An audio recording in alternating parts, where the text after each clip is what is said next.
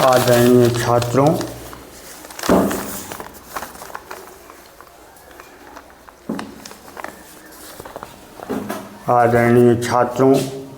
आज हम आप लोगों को किरातार्जुनीयम के शेषांश पढ़ाएंगे जो पिछले भागों में आप पढ़ते आए हैं। इसमें अगले श्लोक में द्रौपदी कह रही है, पुरोपनीतं नृपरामणीयकं द्विजाति शेषेण यते तदंधसा तदद्यते वन्यफलाशिनः परं परैति कार्श्यं यशसा समं वपुः। अर्थात जो आपका शरीर यज्ञ में लोगों द्वारा ग्रहण किए गए अन्न से बचने से खा करके श्रेष्ठ पुष्ट और सुंदर हुआ था, वही शरीर आपका तदद्यते वन्यफलाशिनः परं परैति कार्श्यं यशसा समं वपुः। वह शरीर आज वनों के सूखे हुए फल समय पर मिलने न मिलने के कारण व्रत रह लेने से आपका शरीर जैसे आपका तेज क्षीण हो रहा है, कमज़ोर हो रहा है, वैसे ही आपका शरीर भी कमज़ोर होता जा रहा है। महाराज, अनारतं यो मणिपीठ साइना वरं जयद्राज शिरस्रजाम्रजः। और आपका वह पैर जो राजाओं के मुकुटों के मोतियों के परागों से सुशोभित रहता था, वह चरण आज क्या कर रहा है, निशीदतस्तौ चरणौ वनेषु ते। वह चरण वनों में जगह जगह घूमते हुए उन कुश और कंटकों से चोटिल हो रहा है जो मृगद्विजालून शिखिषु वर्हिषाम, जो या तो हिरणों के चरने से या फिर पूजा करने के लिए पवित्री इत्यादि बनाने के लिए तोड़े गए कुश और कांटे वो आपके चरण में चुभते हैं बार बार, जिससे वह चोटिल होते जा रहे हैं।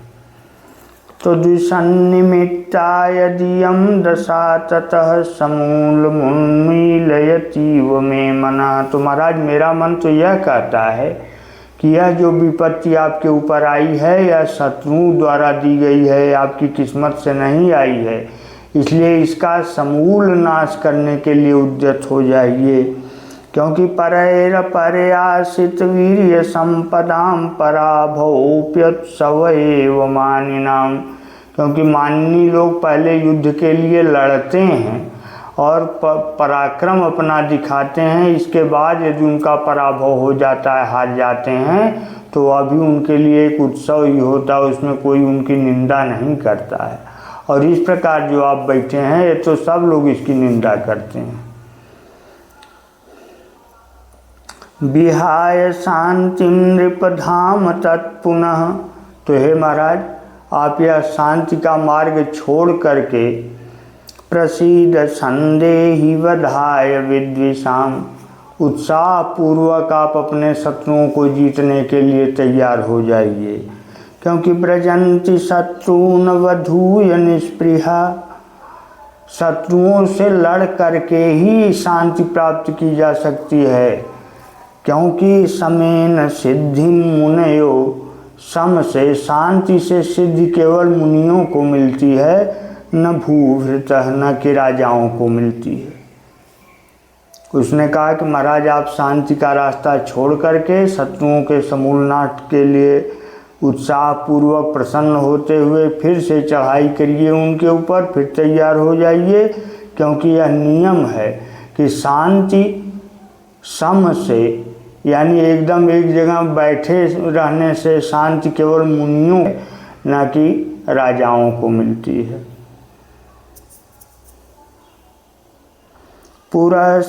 पुरसराधामवतां यशोधना सुदुस्सहं प्राप्य निकारमीदृशम्।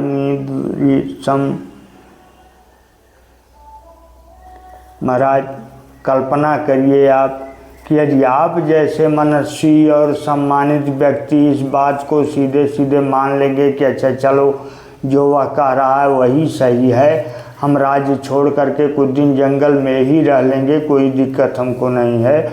तो आपको तो नहीं परेशानी है, लेकिन भवादृशाश्चेदधिकुर्वते रतिम, आप जैसे लोग यदि इस प्रकार से प्रेम करने लगेंगे गरीबी से, तो निराश्रया हंत हिता मनस्विता, तो मानवता किसके शरण में जाएगी। कहने का अभिप्राय यह है कि जो भी जिसके ऊपर बलवान होगा वो अन्याय करना शुरू करेगा, मानवता नष्ट हो जाएगी, क्योंकि कोई इस प्रकार का रह ही नहीं जाएगा जो पराक्रम कर ले। और अगर ये बात आपको नहीं अच्छी लगती है तो फिर अथ क्षमामेव निरस्त विक्रमश्चिराय पर्येषि सुखस्य साधनम, तो केवल क्षमा को ही यदि आप अपने सभी सुख के साधन के लिए इसी को पराक्रम मान बैठे हैं, तो विहाय लक्ष्मी पति लक्ष्मकार मुखम, तो आप राजा हैं महाराज, आप लक्ष्मकार मुख छोड़ दीजिए, यानी राज चिन्ह जो आप धनुष लटका करके घूमते हैं उसको छोड़ दीजिए, और जटाधर संजुह धीम पावकम, जटा धारण करिए और जाकर के हवन करिए आग में, क्योंकि न समय परिरक्षणम क्षमम, समय की रक्षा उनके लिए नहीं होती जो अनीच दिखाते हैं, शर्त कोई भी उन्हीं की मानी जाती है जो नीच के मार्ग पर चलते हों। क्षमम ते निकृतु परेषु परेषु भूरि धाम्नः, क्योंकि ये अपकारी हैं और ये हमेशा वही काम करेंगे जो इनके मन में आएगा, ये किसी का उचित सोच ही नहीं सकते। इसलिए हरिषु ही विजयार्थिन क्षिति शाम विदधति सोपदि संधि दूषणानि, तो राजाओं को यह उचित है कि इनकी संधियों में, इनके शर्तों में कोई एक कमी निकाल करके उसको छोड़ देना चाहिए, क्योंकि आज इनकी एक शर्त आप मान रहे हैं, 13 साल के लिए आपने अज्ञातवास और वनवास मिला करके भोगने की बात मान ली और लगभग वो पूरा होने जा रहा है यद्यपि, किंतु फिर कोई बात आएगी तो फिर कोई न कोई शर्त लेकर के ये खड़े हो जाएंगे, तो आप कितना इनका मानेंगे। तब जब उसने कह करके, जब उसके मन का पूरा क्रोध शांत हो गया, तो उसने आशीर्वाद के तौर पर कहा, महाराज मैंने जो कुछ कहा वो मेरी निरस्त नारी समया दुराध्या, पहले श्लोक में आप सुन चुके हैं, वो दुराधियाँ जो हमारे भीतर की थी, हमारा कष्ट जो था, शरीर में 2 तरह के रोग होते हैं, एक आदि होती है, एक व्याधि होती है। तो व्याधि तो दिखाई पड़ती है, डॉक्टरी दवा से ठीक हो जाती है, लेकिन आदि जो होती है वो दिखाई नहीं पड़ती, आदमी हमेशा उदास रहता है, परेशान रहता है, तो उसके लिए उसे तरह तरह के लोग सलाह देते हैं और उसी तरह की बात मान करके वो कार्य करता है। तो उसी प्रकार की जो दुराधियाँ आज हमारे भीतर हमको प्रेरित कर रही थी वो मैंने आपसे कह दिया, किंतु मेरे भी मन में यह है कि आप जान करके ऐसा नहीं कर रहे हैं, आपका कोई भी कार्य गलत नहीं है, लेकिन क्या करें, हमसे आपकी यह परेशानी देखी नहीं जाती या तकलीफ़ नहीं देखी जाती, आपका यह दुख हमसे नहीं देखा जाता, इसलिए हमने आपको ऐसी राय दिया और मेरा धर्म बनता है, चूँकि मैं पत्नी हूँ आपकी, इसलिए आपको सिखाते हुए ऐसा कर रही हूँ। फिर भी महाराज विधि समय नियोगा दीप्ति संहार जिह्मम, जैसे जिम माने कुटिल दीप्ति संहार, उसकी प्रकाश को काट देने वाले अंधकार रूपी शत्रु से विधि समय नियोगात, किस्मत से, अपने भाग्य से और समय के उठते चढ़ते प्रभाव के कारण, उठते गिरते प्रभाव के कारण, दीप्ति संहार जीवम शिथिल बस मगाधौ मग्नमापत पयोधौ, वो शिथिल हो जाता है और आपत्ति के समुद्र में जाकर के डूब ही जाता है। जो समय के उतार और चढ़ाव को झेलते हुए, अपनी भाग्य की आपदाओं से जूझते हुए, उसके प्रकाश को नष्ट करने वाले कुटिल अंधकार से लड़ते लड़ते अंत में वह विपत्ति के समुद्र में जैसे प्रतिदिन डूब जाता है, ये दुनिया जानती है, देखती है।